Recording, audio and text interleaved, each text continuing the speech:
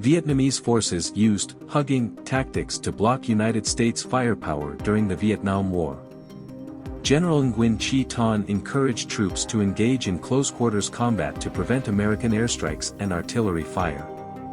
By getting up close to the enemy, the Vietnamese forces limited the United States military's ability to use their superior firepower. The word OMC, which means hug in Vietnamese, was used to describe the warfighting strategy.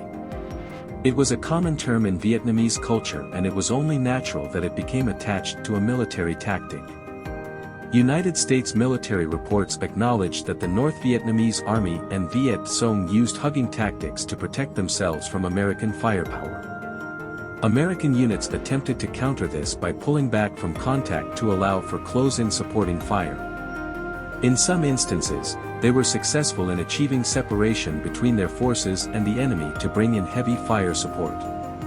However, more often than not, the enemy's hugging tactics prevented the Americans from leveraging all their available firepower.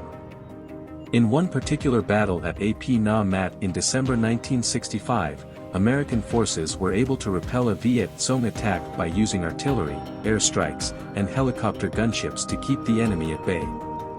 Despite this success, the enemy's hugging tactics continued to pose a challenge for United States forces throughout the war.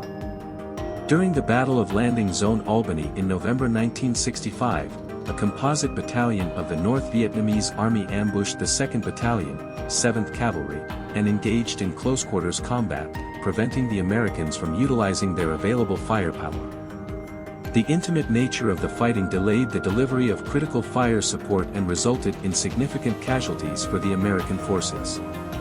Overall, the Vietnamese forces' use of hugging tactics in close-quarters combat proved effective in limiting the United States military's superior firepower.